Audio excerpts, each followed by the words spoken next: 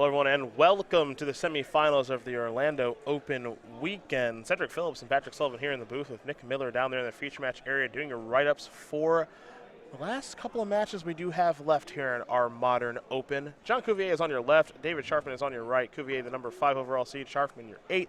So that means Affinity will be on the play, and we're going to see if John can do what Affinity does, which is just dump the hand as fast as possible. He'll start off with a spring leaf drum. It's a Mox Opal, and it's just a passing of the turn. So not the most explosive first turn of the game, Patrick. Slow by the standards of this matchup. Yes, yes. Just threatening 4 mana by turn 2 in an empty hand. A Scalding Tarn there from Sharfman. He'll pass the turn back over to John. John will take a draw step.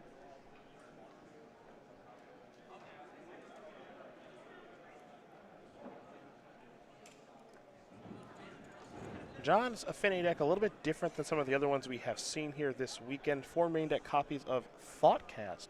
Don't see that as much anymore. So he's going to play another copy of Inkmoth Nexus. Here is 2 mana. That's a Steel Overseer. That'll turn on Mox Opal if it does resolve. It's also going to help to assist the Springleaf Drum. So now here's an Arcbound Ravager. That'll, of course, come with a counter. And I think that will be John's turn. Though a bit of a magic number here. Exactly 6 permanents in play. So Sharfman can Emrakul this turn, totally reset the game. Well, John is going to eat a copy of Mox Opal, which leads me to believe he has another Mox Opal, but I think Sharfman might have a Lightning Bolt here as he sacrifices a Scalding Tarn. And now he's going to decide exactly what he wants to do in response to the Ravager eating the Mox. Basic Mountain, there's Lightning Bolt. The plan here for John was to eat the Mox Opal, make Ravager into a 2/2, play a new Mox Opal, cast a Thoughtcast for a single blue. Yep, and no way to save the Ravager here, so Cuvelier just going to let it go, move the counter over the Steel Overseer. Overseer now becomes a 2/2. But Sharfman has done a nice job of dealing with 1 payoff card. There is the other Mox. 3 artifacts is not 4, so John cannot cast a Thoughtcast just yet. Lightning Bolt, a pretty nice draw there from David Sharfman. He can actually take care of the Steel Overseer now, too. You know, or possibly kill him this turn. No, whichever. Multiple good lines. Yes. Looks like he has Faceless Losing plus Goryo's Vengeance plus Emrakul. I don't know if he has enough mana to do everything this turn, but he can bolt the Steel Overseer or whatever. Yeah. Just missing the Spirit Guide right now, it looks like. Back to John, we're going to go. He'll draw a card.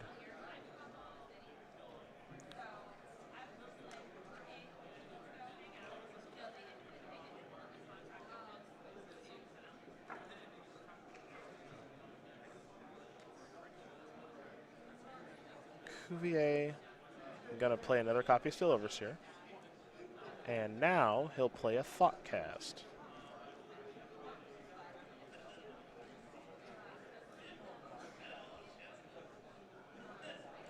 He's hoping he gets to draw 2 cards. We'll see if he gets to.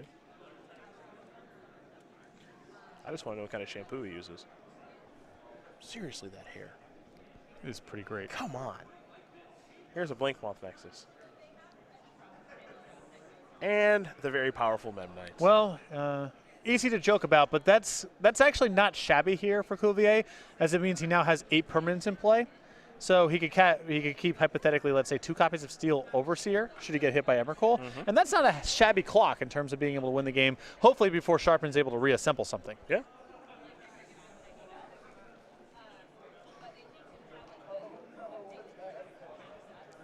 Sharfman's got some thinking to do now. Cuvelier is empty-handed. You can see his battlefield. 1 Steel Overseer, the one that has the +1/+1 counter. Well, it's active. The other one is fresh.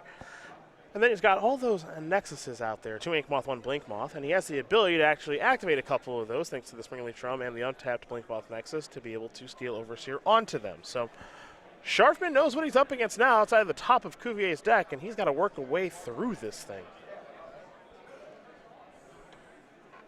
It's a very Affinity-esque game if I've ever seen one. But this is more of the slow burn, anti-removal kind of draw from Cuvelier, not where you want to be in this matchup. Watery Grave here from Sharfman.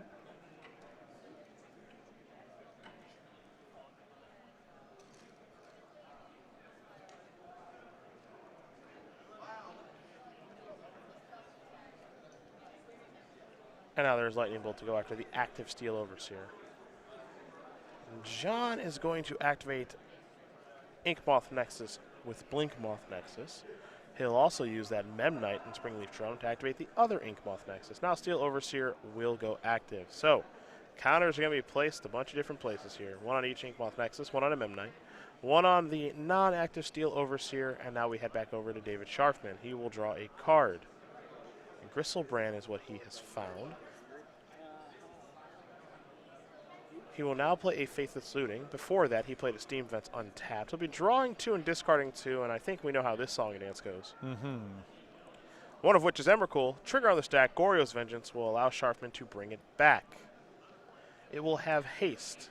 It will annihilate after Sharfman gets done shuffling. And John will be left with precisely 1 permanent when all is said and done. It's kind of interesting, the speed of the format and where it's at right now. People can't really play with mana leaks and remands, or you can, but it's tough. I don't think Sharfman's deck is that robust against that kind of stuff. No, neither I think if he just played against regular blue counter spells, his deck would really struggle to resolve much of anything of note. But because those cards are very hard to play right now, given the power level of Infect and Affinity and so forth, I'm sure he has not played against all that many counter spells over the course of this tournament. Steel Overseer is just hanging out. John's going to put a counter on it, and the reason he's doing it right now is to play around a card like Izzet Charm. However, Sharfman, I believe, might have another copy of Lightning Bolt. We'll see, as here's a sleight of hand through the breach among the cards he's looking at right now. Actually, you take a look at Sharfman's hand. You've got a Collective Brutality. You have a Gristlebrand. Now you've got a Goryo's Vengeance, which isn't so bad. It's still not a path towards anything. I suppose next turn he has access to Collective Brutality plus Goryo's Vengeance to finish this off. Here is Collective Brutality. I'm going to discard Gristlebrand. Sharfman says, I have Goryo's Vengeance. I promise I'm going to kill you. And that is going to do it. So David Sharfman's going to win game number 1 here over John Cuvelier. Goryo's Vengeance able to get the job done over Affinity. Compelling and rich. And quick. I just love watching these games, love calling these games. They're dynamic. I think they're fun to watch. It is over real fast, though. Both players get to do their thing. They definitely do. That's for sure. We'll take a look at John Cuvier's sideboard. He's got 2 Thoughtseize, 2 Gearfile Aether Grid, 2 Spellskite, 2 Ancient Grudge, 2 Spell Pierce, and 5 1-ofs in Tormod's Crypt, Grafdigger's Cage, Etch Champion, Galvanic Blast, and the very powerful Blood Moon. So I'm definitely down with the 2 copies of Thoughtseize and the 2 copies of Spell Pierce. Seem great for this matchup. I don't know if he's going to want to go to something as explicit as Tormod's Crypt. It's probably fine as a 1-of. Try to disrupt the graveyard stuff a little bit, but the Spell Pierces and Thoughtseizes I think are easy adds. Other side of things here for Sharfman, 4 Thoughtseize, a Vandal Blast, 3 Anger of the Gods, 4 Land Sanctity, 2 Quicksilver Amulet, and a Murderous Cut. Third time we looked at David's sideboard here this week and haven't seen a lot that we've liked, but I have to imagine this Vandal Blast you got to like. I like the Vandal Blast. I like the Murderous Cut. I think that Affinity is robust enough against things like Anger of the Gods, and the card is sort of incongruous with the rest of Sharfman's general plan that I probably wouldn't bring it in, but the Vandal Blast and the Murderous Cut seem like easy adds. Well, those are the options there for both players. John Cuvelier will be on the play again as David Sharfman did just break serve, so we'll see if he can even things up and get us ready for a third game. But for the final time this weekend, we will talk about the StarCityGames.com newsletter, which is your source for Magic the Gathering news. We'll have updates about this tournament and a whole bunch more, and best of all, it's free to sign up for. All the latest going on over at Star City Games with information about the SCG Tour and a selected SCG Tour match of the week, exclusive deck lists and advice from your favorite columnists, event results, all the information pertaining to that, an exclusive cardboard crack comic, and best of all, signing up is free over at go.starcitygames.com/newsletter. Game number 2 between John Cuvelier and David Sharfman will be underway in just a moment, as well as Lance and Bradley Carpenter. Excuse me, Lance Austin. I want to make sure I get that name corrected. And Lance Austin is up a game. Broke serve. Okay. Didn't take long, but broke serve.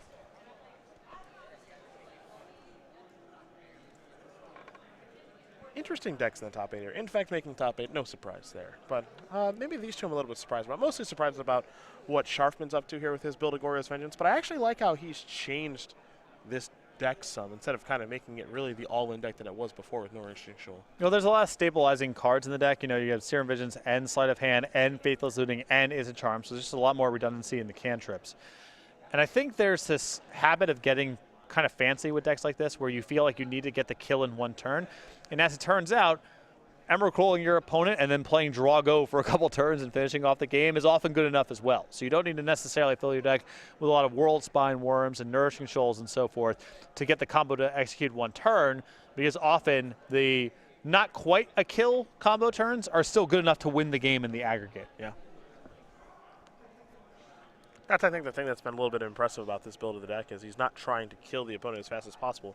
Can he do that sometimes? Sure, it comes up. He's got 4 Simian Spirit Guides to be able to facilitate really fast SCGORL advantages and through the breach, but it's not 100% necessary. And I'm sure plenty of his opponents deal 5 damage to themselves over the course of the game, and then the Emrakul is an easy win. But we've seen him win plenty of games where he attacked with an Emrakul. It wasn't lethal, but he had some cards left in his hand against an opponent at 3 or 4 life and nothing in play. And, you know, maybe you're not 100% to win those games, but you're north of 95, and so why bother adding all the dead weight to the deck? Yeah, I think I'm inclined to agree about that. We'll say this: these 4 players that we have in the top 4, they get it. They get what's going on here. That's for sure. You're not messing around. You are a believer. You got to kill people fast in this format. Mm-hmm. And really, that's at the end of the day, whether you like it or not, it's the truth. That's what the format's about. It is for now, and I think the number of bannings that would be required to get the format into a slower place, an appreciably slower place, probably not something that's palatable to players in general. So hopefully over time, you know, R&D prints some defensive cards that slow the game down a little bit. But I do believe when it comes to Modern, this is kind of going to be the world that we live in. Variations of this world, different decks fluctuating in and out.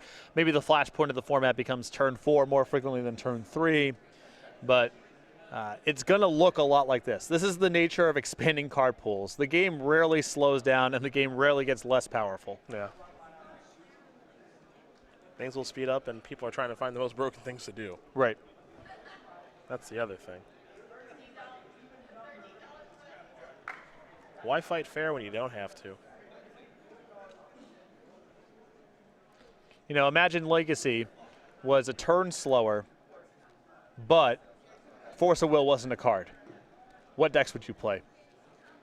Belcher. Yeah, I played Belcher every Storm. tournament. Are you kidding? Yeah, maybe Reanimator. Yeah. No, I would play Belcher actual every tournament. Okay, well, that's the format we're in right now. Yeah. So find the Belchers. Yeah. I wouldn't even think twice.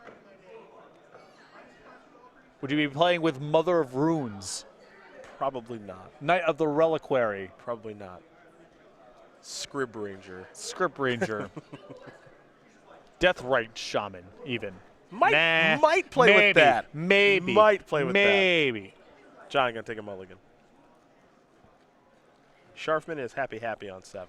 And I know that what I'm saying sounds like a criticism of the format. It isn't really. I think the games are fun to watch, and I think the games are fun to play by and large. But you do have to know what you're signing up for. I don't think it's a criticism. I think it's just reality. Yeah. You don't get to sculpt the format to what you want it to be. You don't get to live in the world that you wish existed. Yeah. You live in the world as it is. This is the world as it is. Yeah. It's like when Shaheen goes off about not being able to play like Supreme Verdict Control Modern. Sorry, man. Yeah. That's just the format. Yeah. I love you, buddy, but you don't get to just do nothing. You don't get to do nothing every format. Right. I mean, if you want to, you know, you can cast Dispel. Spell Pierce, those cards are okay, you know, if you want to get that experience. But I would suggest backing them up with Glistener Elf. Yeah. Yeah. Not, you know, Jace Bellerin or whatever you're trying to do. Jace Unraveler of Secrets. Right. A Sorin. Yeah. Looks like John's on his way down to 5. Which, by the way, I believe was in Chad Castell's Obzan box this weekend. I don't know if it made the 75. The Sorin Lord of Innistrad? Yes. One of his favorites in the Obzan box. The one that really got us was the Sword of Light and Shadow. Sword of Light and Shadow on the Thrag Tusk was pretty great. Yep. And that box right there, that is evidence of someone trying to live in the world they wish existed, not the world as it is. Yes. Look at that. Put that on a Thrag Tusk. Who could win besides everyone? Yeah, who could win except the person who won 3 turns ago? Live in the world as it is. You're lucky I didn't get to equip and hit you. You're lucky. Because if I would have, I would be up to 4. If I wanted to live in a world where I could fly, okay, and I walked off of a building, Okay. killed myself, Okay. would I blame the world or would I blame myself? Where's the blame supposed to go? It's tough to say. Yeah, I don't know. It's tough to say. Because the world disappointed me. You know, I was disappointed in the world. It's really tough to say. Memnite Ornithopter. Sweet. And a Blinkmoth next. Hey, he's got a plating. I think Plating and Ravager are his leftovers, so this hand could be excellent if the top of his deck yields a land, or a Mox, or a Springerleaf Drum. Something spicy. Hi, Darkstell Citadel. We have a game of Magic to be played here. Plating up. Affinity is actually really good. I think the at deck's great. mulliganing. And- I think it's really good, and mulliganing to 5 is not a death sentence at all. No. If you have a payoff card, your hand plays. So even though we just mulligan down to 5, everything's fine. And he has the right payoff card, too. It's a speed matchup. That's where you need Cranial Plating. Correct. The attrition matchup, usually Ravager is the better one of the two.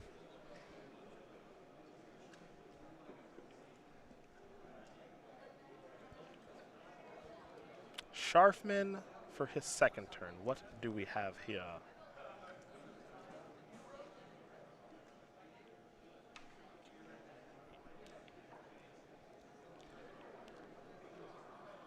Got a land. We know that. It's got plenty of options as far as lands are concerned. It's got a little bit of interaction. Lightning Bolt. There's a Bloodstained Mire. I would imagine that he probably wants to save the Bolt at this stage because he can't really break up Metalcraft/Affinity to swallow up a plating attack rather than try to slow down the artifact development. Unless he can just win the game this turn, I guess you just do that instead. There's Serum Visions. There's no winning of the game to be done this turn, I don't think. He'll draw a card. Simian Spirit Guide, I believe. It's a good start. Mm-hmm. Told by our director, Chad is mentioning that some of the comments I made perceived as being dark. Yes. So for all of you first-time listeners, apparently, welcome. Hope you're enjoying the broadcast thus far. Long-time listener. Yeah. First-time caller. First-time caller. First-time caller.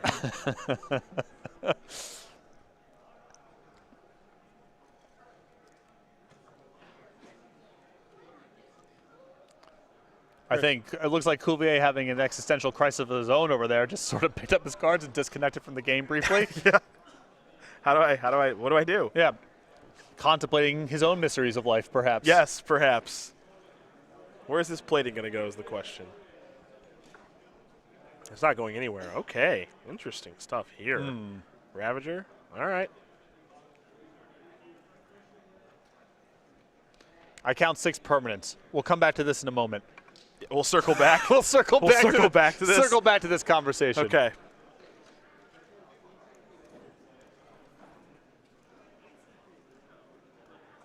Ravager gets a counter. Sharfman's going to untap. He'll draw. Is it Charm is what he's found. Does John Cuvelier start his next turn with 6 permanents or 0? That's my question.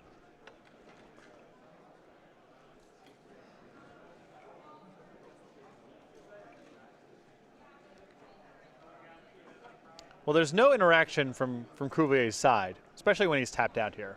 So if Sharfman is contemplating anything, it means he doesn't have it, because there is nothing to think about otherwise.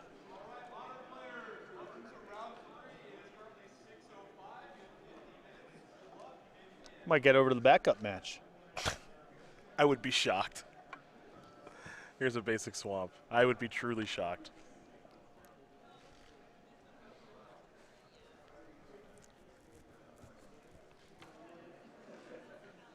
Anger of the Gods. Wow. Was not sure if this was going to come in. Didn't know how much Sharfman wanted to loot his deck. But this is a fine spot for it, especially with Cuvelier on 5 cards. Yep. 3/3. Ooh, we're going to eat the plating? How? He's got to keep something. Yeah. And use the Spirit Guide and Lightning Bolt that. That makes this game a little harder. Okay. Yep. Look at that interaction. Indeed. Inkmoth Nexus, Steel Overseer. Let's try to go this route. Sharfman has an Is It Charm. Goodbye, Steel Overseer. Play a Water Grave, pass the turn back. Cuvier's going to need a big draw now.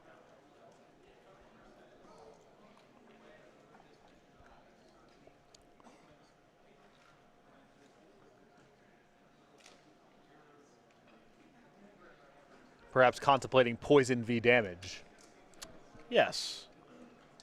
or the nature of reality and his role in it. Yes. Yeah. It's definitely one of the two. Could be either. Here's the Springleaf Drum. Pass the turn back. Here's the Serum Visions for David. He'll draw a card. Now it's time to scry 2. There's an Emrakul, I believe, a Through the Breach, along with a Simian Spirit Guide over there, and a Faithless Looting. So, back to John we go. John will draw. Is it time for more infect damage? Sharfman is sitting pretty good right now, I think. I think he's got the combo rolled up for next turn. Yeah. John says, just go. An infect counter came flying in. Well, a just go here could represent that Cuvelier has drawn Spell Pierce or is bluffing Spell Pierce. I think he's just trying to give himself the best chance to win. I think at this point he has to believe that Through the Breach is on its way. And if he attacks, he's just dead. Yep. But Sharfman may convince himself not to do something, or it's possible Cuvelier has actually drawn the Spell Pierce, and then we got a game. Here's the thing. David doesn't have to rush it all. No. You know, so he just passed the turn back too. So now we're kind of playing a weird little game here. And John actually did draw Spell Pierce. Sharpman showing a lot of respect for that possibility. Yep. But he's in such a commanding position right now that there's no need to take any sort of risk. I think the only mistake that David would make here is actually by playing into Spell Pierce, so I think it was smart that he didn't, given, as you mentioned, how far ahead he is. Blinkmoth Nexus. Inkmoth Nexus. Sharfman will take 1. And now if it wasn't clear that he had Spell Pierce, at the very least, Cuvier is keeping up the ruse. Definitely. Yeah. He has not changed that, which is something he's got to do to sell it. Now, he actually does have Spell Pierce in his hand, but if he didn't, he'd have to continue this up to actually sell the fact that he does have it.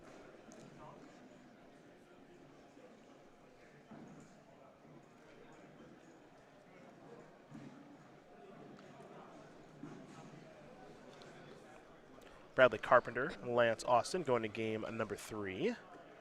So you may have been correct about having some time to jump that way.